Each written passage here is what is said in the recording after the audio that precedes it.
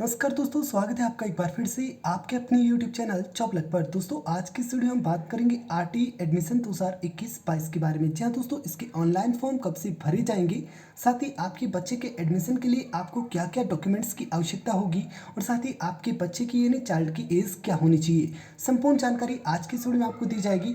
यानी कुल मिला के बात इतनी है कि अगर आप भी अपने बच्चे का एडमिशन आरटी के तहत करवाना चाहते हैं तो आज की इस वीडियो में आपका स्वागत है। आज की ये वीडियो बहुत ज़्यादा आपके लिए इंपॉर्टेंट होने वाली है। वीडियो में आगे बढ़ने से पहले आपसे एक छोटी सी रिक्वेस्ट, यदि आप चैनल पर नए हैं तो चैनल को सब्सक्राइब करना न भूलें और पास में स्थित बेल आइकन को जरूर प्रेस करें, जिससे आरटी 2021-22 से संबंधित हमारी प्रत्येक वीडियो का नोटिफिकेशन समय रहते आपको मिल सके। दोस्तों आरटी पर डिटेल में बात करने से पहले इन शॉर्ट मैं बात करना चाहूँगा कि आरटी है क्या। तो फ्रेंड्स, आरटी का फुल फॉर्म होता है राइट टू एजुकेशन, यानी शिक्षा का अधिकार। ये शिक्षा का अधिकार अधिनियम 2009 1 अप्रैल 2010 को स्टेट में लागू किया गया और इस अधिनियम के तहत ये प्रावधान दिए गए कि जो भी प्राइवेट यानी निजी स्कूल हैं उनकी 25% सीटों पर कक्षा 8 तक की निःशुल्क शिक्षा ऐसे बच्चों को उपलब्ध करवाई जाएगी जो दुर्बल वर्ग से हैं या फिर असुविधाग्रस्त समूह से हैं।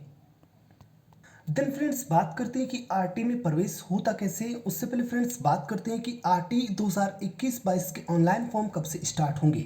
तो फ्रेंड्स यहाँ पे साफ और स्पष्ट मैं आपको बता दूं कि इसी मार्च महीने में आरटी के फॉर्म भरना स्टार्ट हो रहे हैं। जी हाँ दोस्तों, बिल्कुल सही सुना आपने। इसका शेड्यूल बहुत ही जल्द यहाँ पे जारी किया जाएगा और हर बार जैसे आप 15 स्कूल भरते हैं, इस बार आप 15 नहीं भर पाएंगे। इस बार केवल और केवल 5 ही स्कूल के ऑप्शन आपको देने होंगे। और उसी के साथ फ्रेंड्स एक इंपॉर्टेंट बात और कि आपके बच्चे का आधार कार्ड होना जरूरी है। आधार कार्ड बहुत ज़्यादा इंपॉर्टेंट है, अनिवार्य है। इसके बिना आपके बच्चे का प्रवेश नहीं हो सकता है। तो प्लीज़ आधार कार्ड नहीं बन रखा है तो बनवा लीजिएगा। देन फ्रेंड्स बात करते हैं आगे डॉक्यूमेंट और बच्चे की उम्र पर चर्चा करने से पहले मैं बात करना चाहूँगा इसमें प्रवेश की प्रक्रिया पर, क्योंकि फ्रेंड्स कई सारे पेरेंट्स को तो ये भी नहीं पता है कि प्रवेश कैसे होता है। तो दोस्तों यहाँ पे जैसा कि आपने सुना कि हर बार आप 15 स्कूल का ऑप्शन देते हैं, लेकिन इस बार आपको केवल 5 ही स्कूल का ऑप्शन देना होगा। अब मान लीजिए फ्रेंड्स कि यहाँ पर जो आप 5 स्कूल भरते हैं उनमें आपके बच्चे का इस तरह से रैंक आता है।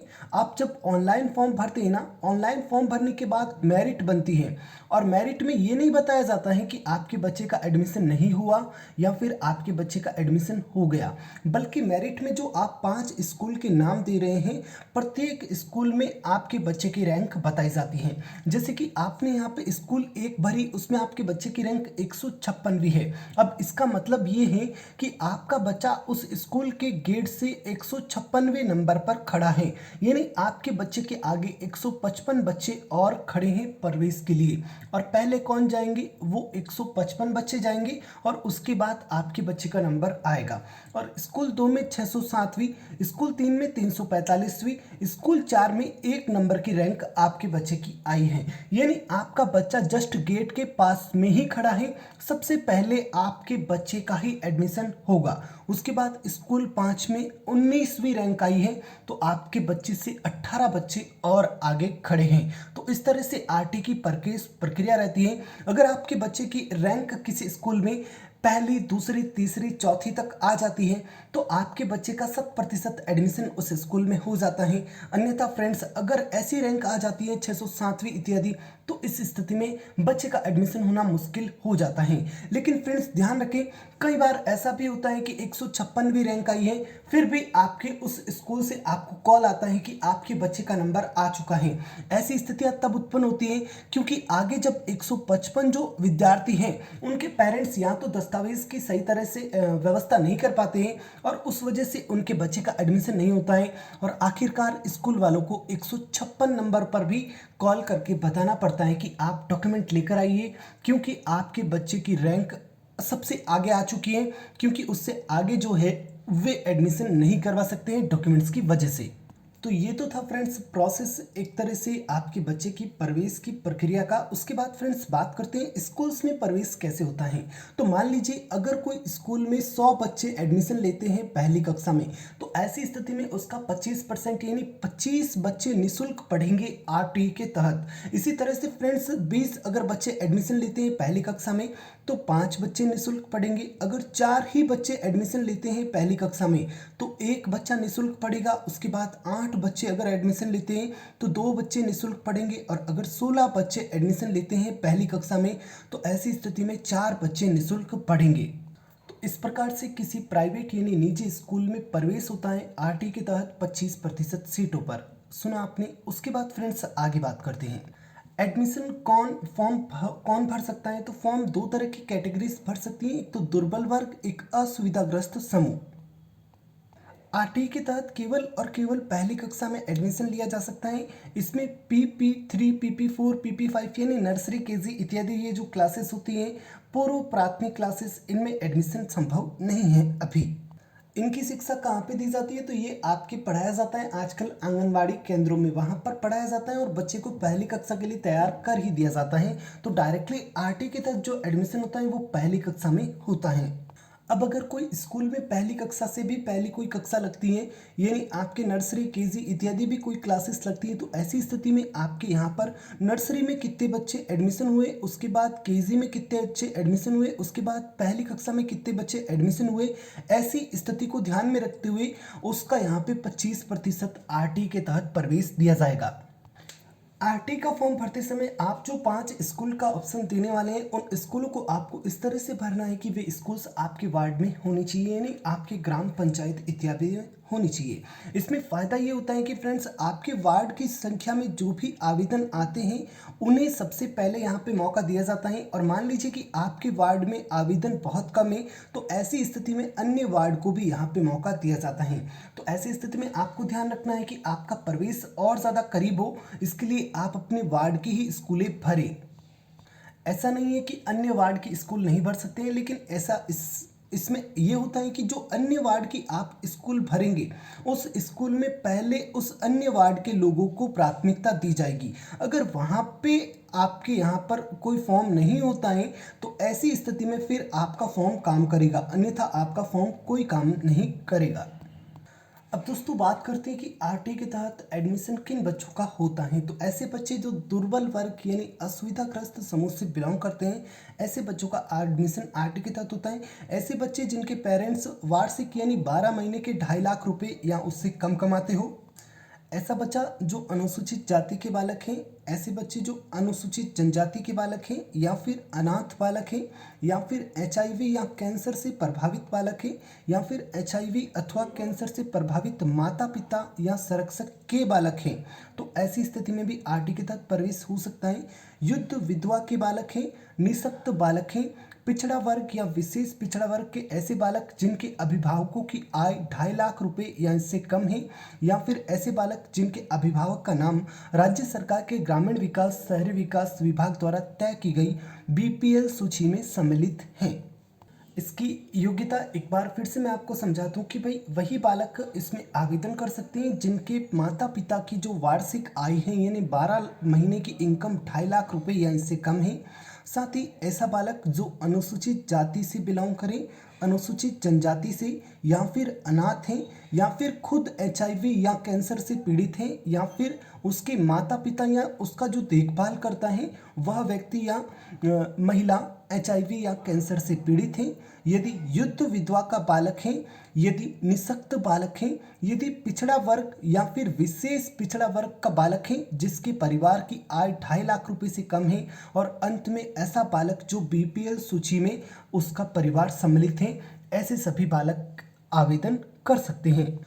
दोस्तों बात करते हैं इसमें प्रवेश के लिए एज की। तो फ्रेंड्स यहाँ पे एज यह है कि 5 वर्ष या उससे अधिक, किंतु 7 वर्ष से कम नहीं होनी चाहिए। फिलहाल 2021 का नोटिफिकेशन तो नहीं आया है, लेकिन उसके अंतर्गत यही लिखा आएगा कि भाई 31 मार्च 2021 को आपके बालक की आयु या तो 5 वर्ष होनी चाहिए या फिर 7 वर्ष होनी चाहिए। अब 5 से कम नहीं होनी चाहिए और 7 से अधिक नहीं होनी चाहिए। तो आप यहाँ पे चेक कर सकते हैं कि भाई 31 मार्च 2021 को आपके बच्चे की एज क्या हो रही है डॉक्यूमेंट्स में। फिर से एक बार क्लियर कर दूं कि आपके बच्चे की एज 5 वर्ष या उससे अधिक होनी चाहिए और 7 वर्ष या उससे कम होनी चाहिए 31 मार्च 2021 की डेट में, ना तो इससे अधिक होनी चाहिए ना ही कम होनी चाहिए। अब दोस्तों यहाँ पर आपको क्या क्या डॉक्यूमेंट्स चाहिए, तो आपको यहाँ पे एक निवास प्रमाण पत्र चाहिए। अब निवास प्रमाण पत्र में आप क्या क्या काम में ले सकते हैं वो मैं आपको बता रहा हूँ। राशन कार्ड, आधार कार्ड, मतदान पहचान पत्र, ड्राइविंग लाइसेंस, बिजली का बिल जो कि 6 महीने से अधिक पुराना ना हो, या फिर पानी का बिल जो कि 6 महीने से अधिक पुराना न हो, या फिर आपके पास मूल निवास प्रमाण पत्र है तो सबसे अच्छी बात है। अगर मूल निवास नहीं बन रखा है तो ऐसी स्थिति में आप ये सारी की सारी चीज़ें काम ले सकते हैं, पर ध्यान रखें इन सभी में आपके एड्रेस का प्रूफ होना ज़रूरी है। अब मूल निवास की जगह यह चीज़ें काम में ली जा सकती हैं। तो कुल मिला के बात इतनी है कि भाई कोई एक डॉक्यूमेंट ऐसा होना चाहिए जो आपके निवास के बारे में जानकारी देता हो कि आप कहाँ रहते हैं। उसके बाद अगर कैंसर या HIV की समस्या है तो उसमें रजिस्टर्ड डायग्नोस्टिक केंद्र द्वारा जो रिपोर्ट दी जाती है वह मान्य होगी। और उसके बाद आपके बच्चे की एज के लिए दस्तावेज कौन से ज़रूरी हैं, तो अगर आपके बच्चे का जन्म प्रमाण पत्र बन रखा है तो अच्छी बात है, नहीं तो आपके अस्पताल या फिर सहायक नर्स या फिर दाई द्वारा अभिलेख, जो रजिस्टर में अभिलेख होता है वह, अगर आंगनबाड़ी अभिलेख है तब भी चलेगा, और आधार कार्ड है तो बहुत ही ज़्यादा बढ़िया बात है। लेकिन इन तीनों में से कोई भी दस्तावेज होगा जो आपके बच्चे की एज के बारे में बताता है तो कोई भी एक दस्तावेज चलेगा। दोस्तों RT की प्रवेश प्रक्रिया इसी मंथ शुरू होगी, लगभग जुलाई अगस्त तक इसकी प्रवेश प्रक्रिया की सारी मेरिट रैंक आ जाएगी और उसके बाद संबंधित आपका एडमिशन हो जाएगा। अगर आप दुर्बल वर्ग से इस फॉर्म को भरते हैं तो आपको चाहिए 2.5 लाख रुपए से कम होने का प्रमाण पत्र, आय प्रमाण पत्र, साथ ही आपका निवास संबंधी प्रमाण पत्र जो कि मैंने आपको अभी ऊपर बताए, और साथ ही आपके बच्चे की एज संबंधी प्रमाण पत्र जो भी मैंने आपको अभी ऊपर बताए। ध्यान रखें वे सभी के सभी नहीं चाहिए, आपको उनमें से कोई एक चीज़ चाहिए जो आपके निवास के बारे में जानकारी देती है और साथ ही आपके बच्चे की एज के बारे में जानकारी देती है। और ये 2.5 लाख रुपए से कम आय का आय प्रमाण पत्र तो आपको नज़दीकी कचहरी से बनाना ही पड़ेगा।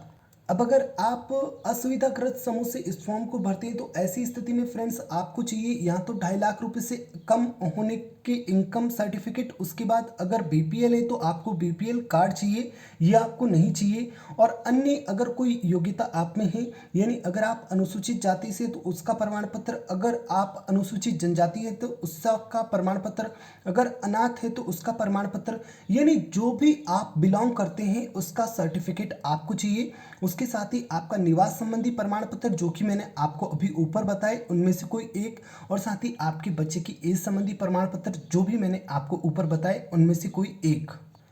तो दोस्तों ये थी आपके RT एडमिशन 2021-22 की कहानी। जैसे इसके ऑनलाइन फॉर्म स्टार्ट होते हैं आपको तुरंत वीडियो उपलब्ध हो जाएगी। ऑनलाइन फॉर्म इसी मंथ स्टार्ट होना तय है, जैसे स्टार्ट होंगे जॉबलक द्वारा आपको सूचित कर दिया जाएगा, और ऑनलाइन फॉर्म कैसे भरना है इसकी वीडियो भी उपलब्ध हो जाएगी।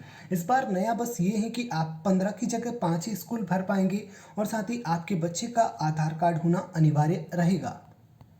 तो आई होप कि फ्रेंड्स आपको ये वीडियो अच्छा लगा होगा। यदि वीडियो अच्छा लगा है तो प्लीज़ वीडियो को लाइक कीजिए, अपने फ्रेंड्स के साथ शेयर कीजिए, और चैनल पर नए हैं तो चैनल को सब्सक्राइब कर बेल आइकन को जरूर से प्रेस कीजिए। Thanks for watching.